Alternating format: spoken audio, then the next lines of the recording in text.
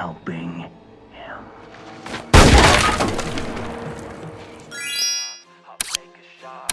I'll overpower any boss, 'cause I am not Let's go. someone that you would wanna cross. I move quietly, like a shadow, there's a dark side to me. Hai Sinemania semua, kembali bersama Basi Bahas Sinema. Di kesempatan ini kita akan membahas sebuah alur cerita film cowboy yang berjudul At the Valley of Violins rilisan tahun 2016. Film ini ditulis dan disutradarai oleh T.I. West dan didukung oleh sederet aktor papan atas seperti Ethan Hawke dan John Travolta. Settingannya cukup menarik dan berhasil menampilkan nuansa western yang baik. Akan tetapi jalan ceritanya sangat mirip dengan film John Wick yang sempat booming pada tahun 2014.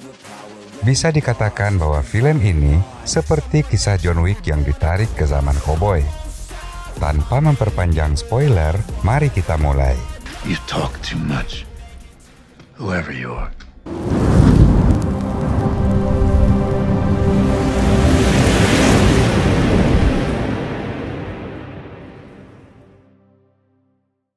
Di tengah padang gurun, seorang pengembara dan anjingnya dihentikan oleh seseorang. Melihat orang yang memanggilnya seperti dalam kesulitan, pengembara tersebut memutuskan untuk menghampirinya. Ternyata pria yang berpakaian hitam itu adalah seorang pendeta. Pendeta tersebut mengatakan bahwa bagal yang ditungganginya sudah kelelahan dan tidak sanggup lagi meneruskan perjalanan. Sementara dia harus segera sampai di kota kecil di bawah bukit untuk menjalankan misinya. Tanpa diduga, si pendeta menodongkan pistol pada pria itu dan memintanya untuk menyerahkan kuda yang ditunggangi. Pria itu tetap tenang. Dia tak gentar melihat senjata di tangan si pendeta, dan di luar dugaan,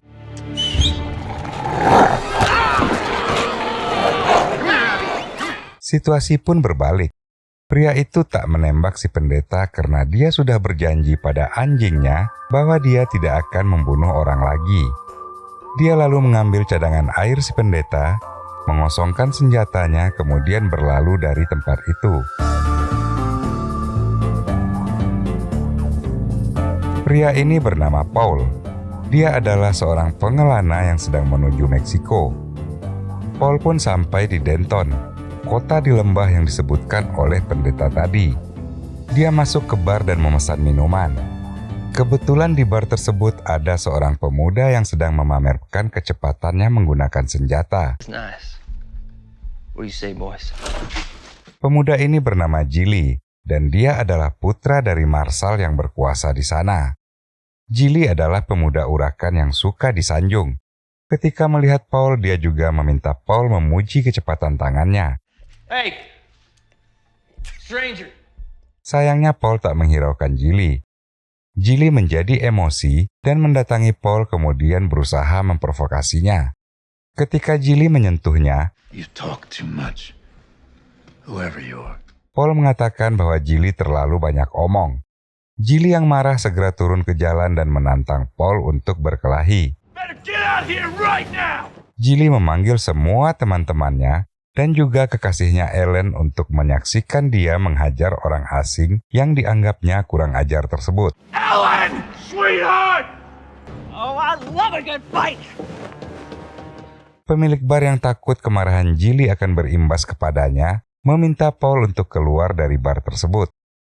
Di luar orang-orang mulai berkumpul dan melihat keributan yang ditimbulkan Gilly. Tiba-tiba anjing Paul yang diberinya nama Abby menyalak.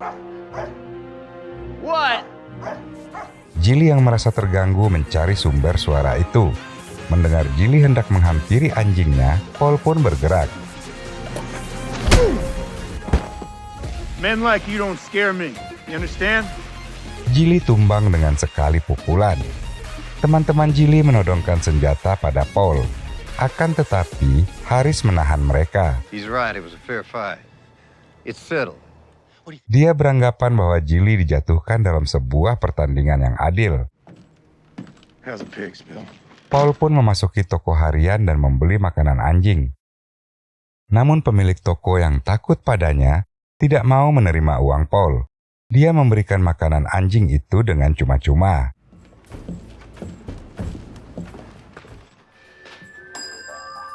Setelah itu Paul masuk ke hotel.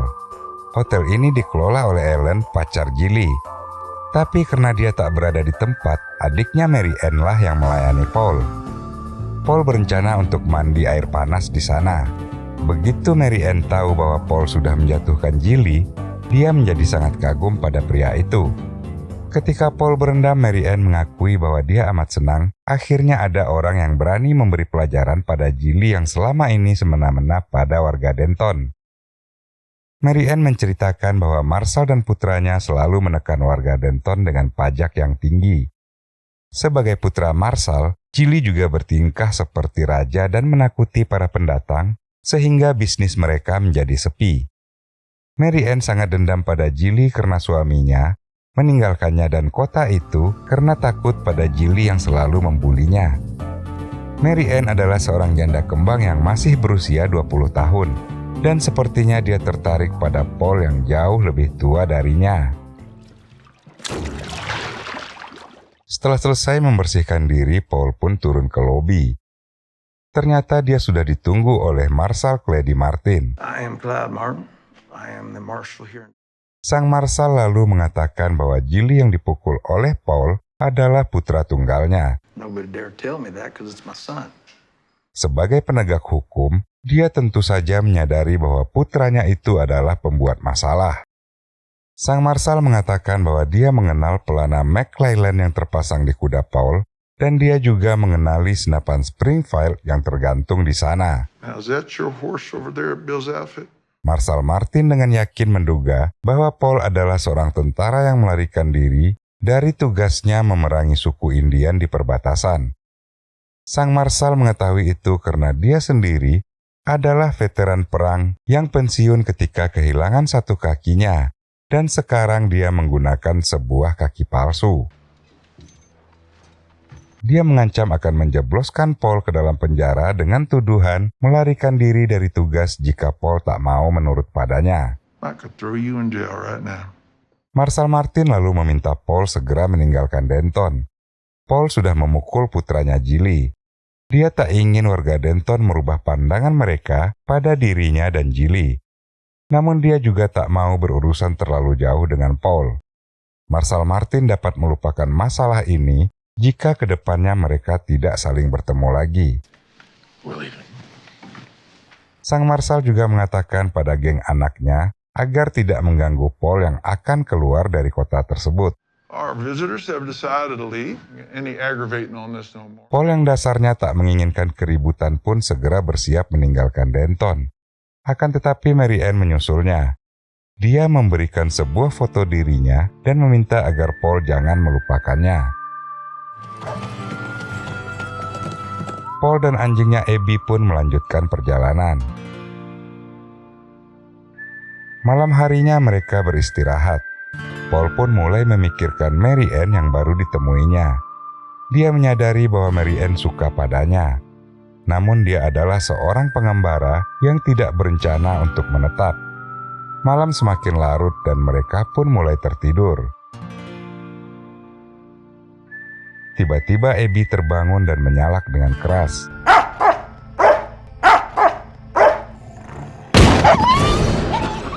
Sebuah tembakan menjatuhkan Abby dan Paul pun segera memburu ke sana. Tak lama kemudian Gilly muncul.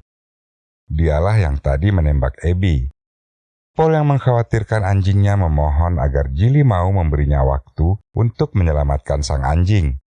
Gilly ternyata tidak sendiri. Dia datang dengan keempat temannya yang langsung meringkus Paul. Paul kembali memohon. Please, don't do this. Akan tetapi Gilly malah menusuk Abby dengan pisaunya. What that feels like. Paul marah sekali, namun di bawah todongan senjata dan dua orang yang memeganginya, dia tidak berdaya. Dia hanya bisa mengancam. You're dead too. Kedua pria yang memeganginya itu tidak peduli dan kemudian mendorongnya jatuh ke dalam jurang. You better go down there and make sure he's dead. Keesokan paginya bukit itu kembali sepi, namun ada yang bergerak di sana. Ternyata Paul tidak mati, dia hanya pingsan. Hal pertama yang diingat Paul ketika sadar adalah anjingnya Abby. Dengan susah payah dia menaiki tebing tersebut. Akan tetapi pemandangan di atas tebing sungguh mengiris-iris hatinya.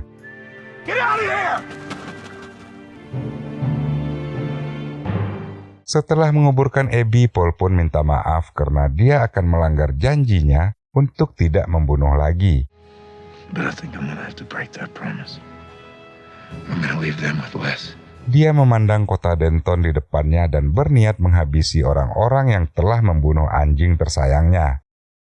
Ketika menuruni tebing itu, dia melihat pendeta yang bertemu dengannya sebelum sampai ke Denton. Si pendeta yang juga melihat kedatangan Paul segera menembaknya. Sayangnya luput. Dia mengambil perlengkapan dan bagal si pendeta, kemudian melanjutkan perjalanan. Di pinggir kota, dia kembali bertemu dengan Mary Ann yang segera membawa Paul ke rumahnya. Mary Ann bisa menebak bahwa Paul sudah dianiaya oleh Gilly dan teman-temannya. Gadis itu pun menawarkan bantuan jika Paul ingin membalas dendam. Mary Ann juga menawarkan untuk hidup bersama Paul setelah itu. Namun Paul menolak dan mengatakan bahwa dia sudah memiliki istri dan seorang putri yang justru ditinggalkannya karena perang.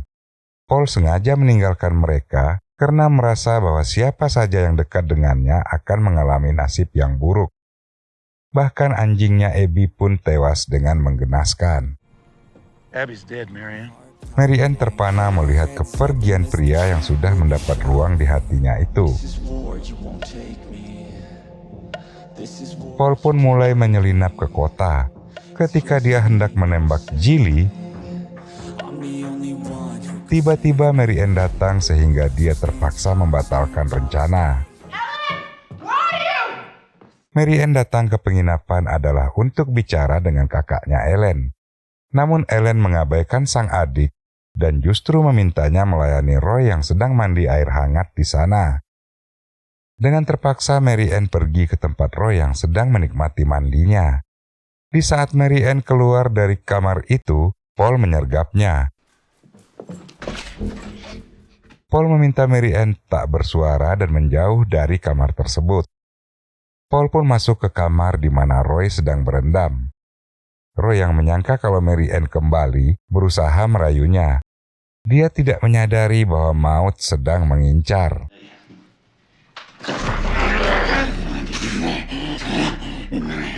Roy tak bisa melawan Paul yang mengancamnya dengan sebilah pisau. Dan tanpa ragu, Paul pun menyembelih Roy hingga darah menggenangi bak mandi tersebut. Sementara Mary Ann yang ketakutan menemui Ellen di kamarnya. Belum sempat dia bercerita, Paul lewat melintasi mereka. Oh my God! Ellen yang mendapat firasat buruk segera berlari ke lantai atas. Dan tepat seperti dugaannya, Roy sudah tak bernyawa, tenggelam di dalam bak mandinya sendiri. Mendengar teriakan Ellen, Marshall dan para deputi segera bergegas ke penginapan. Marshall Martin yang segera bisa memahami apa yang terjadi, memarahi Gilly yang sudah membuat masalah dengan Paul. Dia menerangkan bahwa Paul adalah seorang tentara yang dilatih untuk menghabisi nyawa orang lain. Tidak mudah untuk bisa menghadapi Paul yang sedang marah tersebut. Dari caranya membunuh Roy, Marshall Martin menyadari bahwa Paul tidak memiliki senjata api. Dia meminta Harris untuk segera pergi ke kantor sheriff dan mengunci senjata mereka di dalam sel agar tidak digunakan oleh Paul. Dia juga menyuruh putranya Gilly untuk membawa Ellen dan Mary Ann ke tempat yang aman, kemudian menjaga mereka di sana.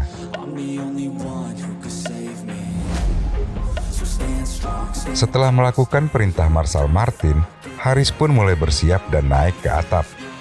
Sementara Marshall Martin dan segendut Toby berjaga di bawah penginapan. Di kamar penginapan, Ellen menyalahkan Gilly karena mengganggu Paul yang seharusnya sudah meninggalkan Denton. Gilly berusaha membela diri. Namun Mary Ann mengatakan bahwa Paul tak akan melepaskan mereka karena Gilly sudah membunuh anjingnya. Hal itu membuat Gilly tahu bahwa Mary Ann sudah bertemu dengan Paul sebelum dia membunuh Roy. Gilly menjadi marah sekali. Are you helping him? Melihat Mary Ann dipukuli, Ellen sebagai kakak tak bisa tinggal diam. Sementara itu di atap, Haris yang sedang mengintai justru mendapat todongan senjata. Paul muncul di belakangnya dan mengarahkan pistol tepat ke kepalanya. Dia menyuruh Harris untuk menembak Marshall dan Tubby yang sedang bersembunyi di penginapan. Shoot him. Tepat di saat yang sama, Marshall Martin meminta Tubby keluar untuk mencari Paul yang bersembunyi. Melihat Harris menembak Tubby, Marshall Martin menjadi marah dan menyusul Tubby. Paul memaksa Harris untuk menembak mereka berdua. Shoot them now. Tapi Harris yang setia kawan tidak mau melakukannya. Kedua orang itu pun selamat.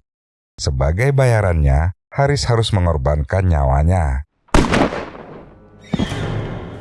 Tembakan itu membuat Tubby semakin ketakutan. Marshall Martin lalu menyuruh Tubby mengitari kantor Marshall dari belakang, sementara dia akan menyusuri dari depan. Marshall menemukan Paul dan langsung menembaknya. I'm not here for you, Marshall! Paul mengatakan bahwa dia datang hanya untuk menghukum orang-orang yang telah membunuh anjingnya.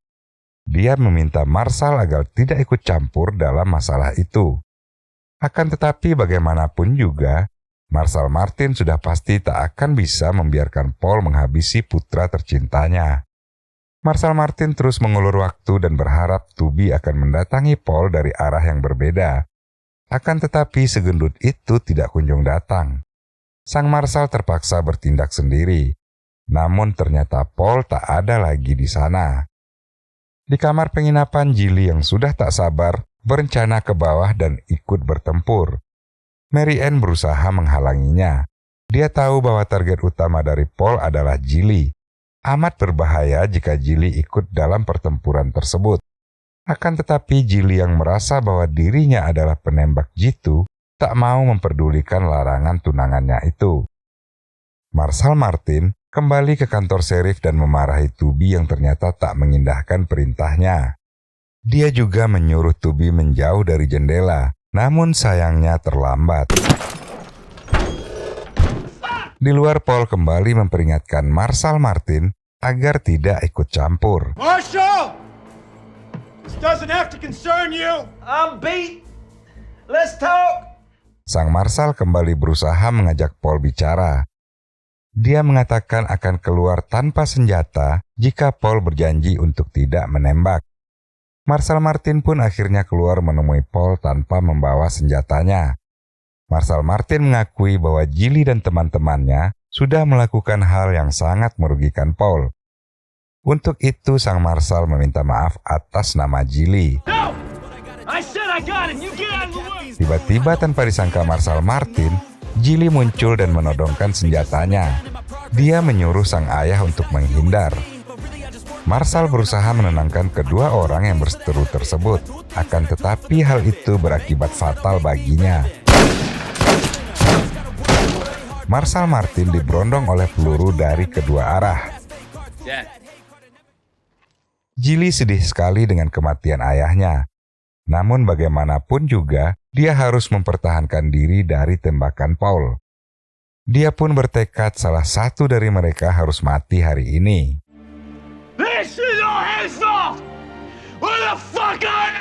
Dia bangkit dan kembali mencari Paul yang sudah menghilang. Di sisi lain, Paul yang terluka ternyata bersembunyi di kandang kuda. Dia juga menemukan kudanya di sana. Tak lama kemudian Gilly juga sampai di tempat tersebut. Namun ketika dia masuk ke dalam,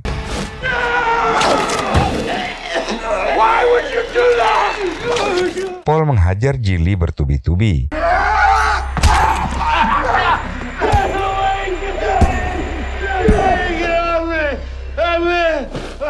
Setelah beberapa lama, Paul yang sudah terluka itu pun kehabisan tenaga. Melihat Paul yang sudah tak berdaya, Gilly mencabut pisaunya. Akan tetapi, Mary Ann lah yang menembak Gilly. Dia menepati kata-katanya untuk membantu Paul. Paul pun akhirnya menyadari bahwa Mary Ann bukanlah seperti perempuan kebanyakan. Dia pun mulai mempertimbangkan tawaran Mary Ann di awal pertemuan mereka untuk menikah dengannya. Dan film pun berakhir. Sampai jumpa pada bahasan-bahasan film kita berikutnya. See you guys!